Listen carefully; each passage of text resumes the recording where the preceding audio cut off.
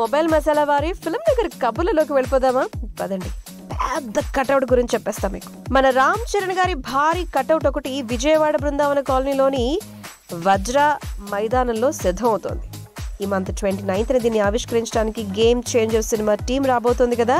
ఈ నేపథ్యంలో 4 రోజుల నుంచి ఆ పనులు జరుగుతూ ఉన్నాయంట. సుమారు 250 అడుగుల భారీ కటౌట్ ఏర్పాటు చేస్తున్నారంట. దేశంలోనే ఇదే అతిపెద్ద కటౌట్ కాబోతుంది అని చెప్పి అభిమానులు అంటున్నారు. అండ్ ఈ కార్యక్రమానికి సంబంధించి ఇప్పటికే పోలీసుల నుంచి పర్మిషన్ కూడా దొరికిందనమాట. కటౌట్ పై హెలికాప్టర్ ద్వారా పూలు చల్లేందుకు ఏర్పాట్లు చేస్తున్నట్టుగా అభిమానులు చెప్తున్నారు.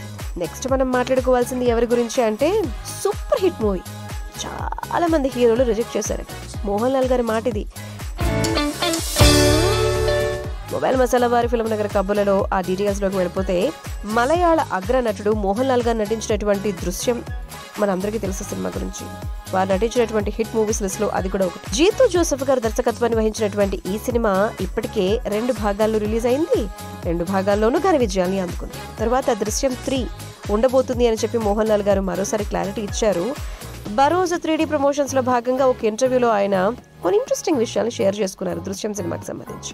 దృశ్యం తెరకెక్కించడానికి జీతూ జోసెఫ్ ఎంతో కష్టపడ్డారు. కథ రాసిన తర్వాత దాదాపు 5 ఏళ్ల పాటు ఆయన ఎంతో మంది నటీనటుల్ని కలిశారు, కథ చెప్పారు. ఎన్నో కారణాల వల్ల వాళ్ళు వద్దు అన్నారు, అంగీకరించలేదు. అలాంటి టైంలో ఆశీర్వాద్ సినిమాస్ కి చెందినటువంటి యాంటనీ నాకు ఫోన్ చేయటం, జీతూ జోసెఫ్ దగ్గర కథ ఉంది అని చెప్పి వీలుంటే ఒక్కసారి వినమని అడగటం. అలా కథ విన్న నేను ఓకే చెప్పేయటం, వెంటనే సినిమాలోని ముఖ్య ఉద్దేశాన్ని అర్థం చేసుకుని థియేటర్ నుంచి ప్రేక్షకుడు బయటకు వచ్చిన తర్వాత అదే ఫీలింగ్లో ప్రేక్షకుడు ఉంటే గనక సినిమా హిట్ అని చెప్పొచ్చు. అలాంటి సినిమానే మాది. అండ్ హీరోకి తమ కుటుంబంపై ఉన్నటువంటి ప్రేమ ఇందులో చూపించడం జరిగింది. దానిని ప్రేక్షకులు కూడా చాలా బాగా అర్థం చేసుకున్నారు. ఓటీటీ కారణంగా మా సినిమాని దేశవ్యాప్తంగా ఉన్నటువంటి ప్రేక్షకులందరూ చూడడం జరిగింది. ఇటీవల గుజరాత్లో షూట్ చేస్తూ ఉంటే అక్కడ వారు గుర్తుపట్టడం, సినిమా గురించి మాట్లాడడం, ఆ విధంగా మలయాళ సినిమాకు ఒక పాన్ ఇండియా స్థాయి గుర్తింపు తీసుకురావడం జరిగింది అని చెప్పి, దృశ్యం 3 స్క్రిప్ట్ సిద్ధమైంది అని చెప్పి, త్వరలోనే పట్టలేకపోతుంది అని చెప్పి సినిమాను ఆధారంగా చేసుకొని వివిధ భాషల్లో కూడా రీమేక్స్ వచ్చాయని చెప్పి, అయితే వాటిని పూర్తి స్థాయిలో నేనైతే కనుక చూడలేదు అని చెప్పి మోహన్ లాల్ గారు చెప్పారు. అండ్ ఇదే సినిమాని తెలుగులో వెంకటేష్ గారు, తమిళంలో కమల్ హాసన్ గారు, హిందీలో అక్షయ్ కుమార్ గారు ఆ భాషల్లో సేమ్ టైటిల్తో రీమేక్ చేశారు. ఆయా భాషల్లో కూడా ఇది మంచి విజయాన్ని అయితే అందుకుంది. బరోజ్ 3D సినిమా విషయానికి వస్తే కనుక మోహన్ లాల్ గారు స్వీయ దర్శకత్వంలో తెరకెక్కించినటువంటి సినిమా. ఎప్పుడో మొదలైనటువంటి సినిమా కరోనా కారణంగా ఎన్నో ఆటుపాట్లను ఎదుర్కొని మొత్తానికి క్రిస్మస్ సందర్భంగా రావటం, ప్రేక్షకుల నుంచి దానికి సంబంధించి మిశ్రమ స్పందన రావటం అయితే కనుక జరిగిందనమాట. ఇక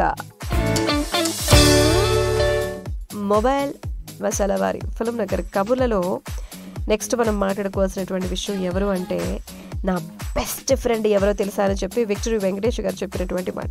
నందమూరి బాలకృష్ణ గారు హోస్ట్గా సెలబ్రిటీ టాక్ షో అన్స్టాపబుల్ రీసెంట్గా విక్టరీ వెంకటేష్ గారు సంక్రాంతికి వస్తున్న మూవీ ప్రమోషన్స్లో భాగంగా ఆ ప్రోగ్రామ్కి వెళ్ళటం, సినిమా విశేషాలతో పాటు పర్సనల్ లైఫ్కి సంబంధించినటువంటి ఎన్నో ఇంట్రెస్టింగ్ విషయాల్ని అక్కడ పంచుకోవడం జరిగింది. అందులో భాగంగా వారి సతీమణి నీరజ గారి గురించి వెంకటేష్ గారు మాట్లాడుతూ, మీ బెస్ట్ ఫ్రెండ్ ఎవరు అని చెప్పి బాలయ్య గారు అడిగితే, నా వైఫ్ నీరజ నా బెస్ట్ ఫ్రెండ్ అని చెప్పారు. ఆమె వల్ల వేరే బెస్ట్ ఫ్రెండ్స్ అవసరం రాలేదు అని చెప్పారు.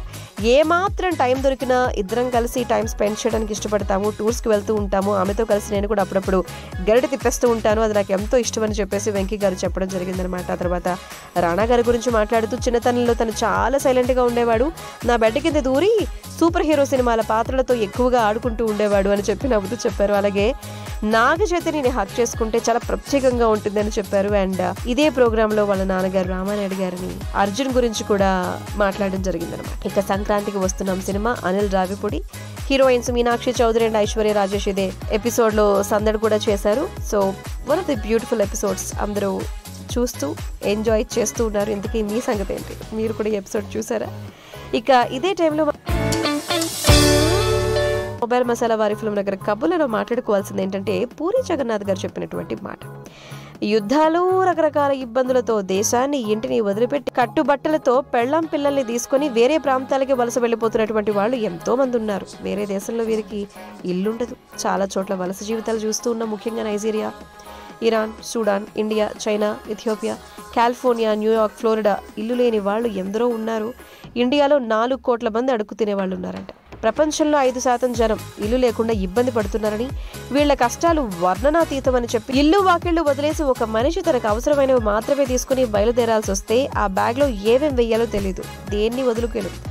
అలాంటి బ్యాగ్ చాలా బరువుగా ఉంటుంది, దాన్ని పట్టుకుని మోసుకుంటూ నడవాలంటే మహా కష్టం.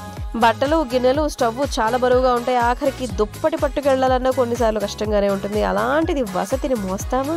ఇక టెంట్ మోసుకెళ్లే పరిస్థితులు అస్సలు ఉంటాయి.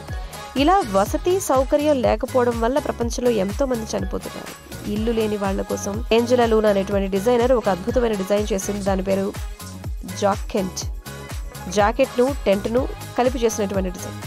దీన్ని మీరు జాకెట్ లాగా వేసుకోవచ్చు, అలా ఎక్కడైనా పడుకోవాల్సి వస్తే టెంట్లా మారిపోతుంది. ఎంతో మంది సిరియా శరణార్థులను ఇది కాపాడింది.